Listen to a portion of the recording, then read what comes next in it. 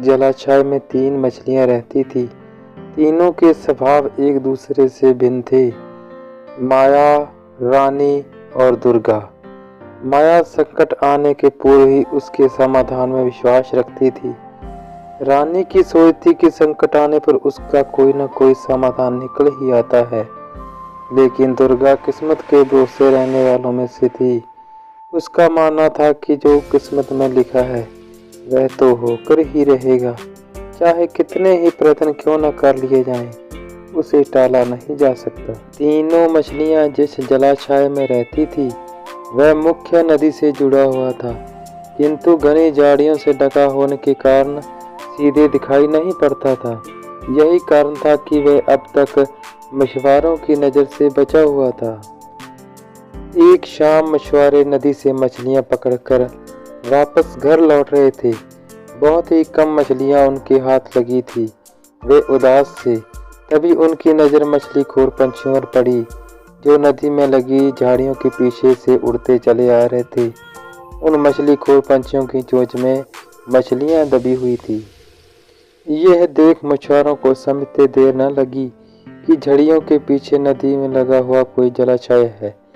वे झाड़ियों के पास जाकर जलाशय के पास पहुंच गए। वह बहुत खुश थे। एक मछुआरा बोला, लगता है ये जलाशय मछलियों से भरा हुआ है। यहाँ से हम ढेर सारी मछलियाँ पकड़ पाएंगे। सही कह रहे हो भाई, लेकिन आज तो शाम घिराई है। कल सुबह सुबह आकर ये अपना जाल बिछाते हैं, दूसरे मछुआरे ने कहा। दूसरे दिन आने की योजना बनाकर मछुआरे वहां से चले गए। मछुआरे की बातें माया ने सुन ली थी। वह तुरंत रानी और दुर्गा के पास पहुंची और बोली, कल मछुआरे जाल डालकर इस जलाशय में आ रहे हैं। यहाँ रहना अब खतरे से खाली नहीं रह गया है। हमें शीघ्र ही ये स्थान छोड़ देना चाहिए। मैं तो तुरंत ही नहर से होती हुई नदी में जा रही हूँ, तुम लोग भी साथ चलो। माया की बात सुनकर रानी बोली, अभी खतरा आया कहाँ है, हो सकता है कि वो आए ही ना। अब तक खतरा सामने नहीं आएगा, मैं जलाशय छोड़कर नहीं जाऊंगी। हो सकता है मछुआरों की मछलियों में भरा कोई दूसरा जलाशय मिल जाए और वह यहाँ आने का इरादा छोड़ दें। यदि वे आ भी गए तो ये भी संभव है कि मैं उनके जाल में ही ना फंसूं। दुर्गा बोली, किस्मत के आगे क्या भला किसकी चली है। मछुआरों को आना होगा तो आएंगे और मुझे अपने जाल में फंसना होगा तो मैं फंस जाऊंगी। मेरे कुछ भी करने से किस्मत का लिखा थोड़ी बदल जाएगा। माया ने अपनी योजना अनुसार वहां से जाना ही उचित समझा और वह तुरंत वहां से चली गई। रानी और दुर्गा जलाशय में ही रुकी रही। अगले दिन सुबह मछुआरे जाल लेकर आ गए और जलाशय में जाल फेंक दिया। संकट सामने देख बचाव हेतु रानी अपना दिमाग दौड़ाने लगी। उसने इधर उधर देखा, किंतु उसे कोई खोखली जगह नहीं मिली जहां जाकर वह छिप सके।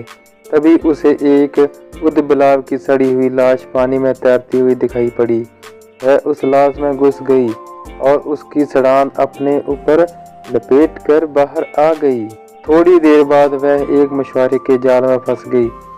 मछुआरे ने जब जाल बाहर निकाला और सारी मछलियों को जाल से एक किनारे पर पलट दिया, तब रानी सड़ांध लपेटे हुए मरी मछली की तरह जमीन पर पड़ी रही। उसे कोई हलचल न देख मछुआरे ने उसे उठाकर सूंघा।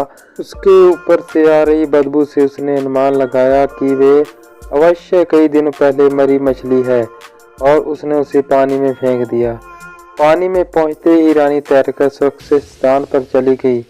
इस तरह बुद्धि का प्रयोग कर वह मरने से बच गई। वहीं दूसरे मछुआरे के जाल में फंसी दुर्गा कुछ किए बिना किस्मत के भरोसे रही और अन्य मछलियों के साथ उसने दम तोड़ दिया। इस कहानी से हमें सीख मिलती है कि किस्मत उसका साथ देती है जो खुद का साथ देते हैं। किस्मत के भरोसे रहकर हाथ पर हाथ धरे बैठे रहने वालों का विनाश निश्चित होता है।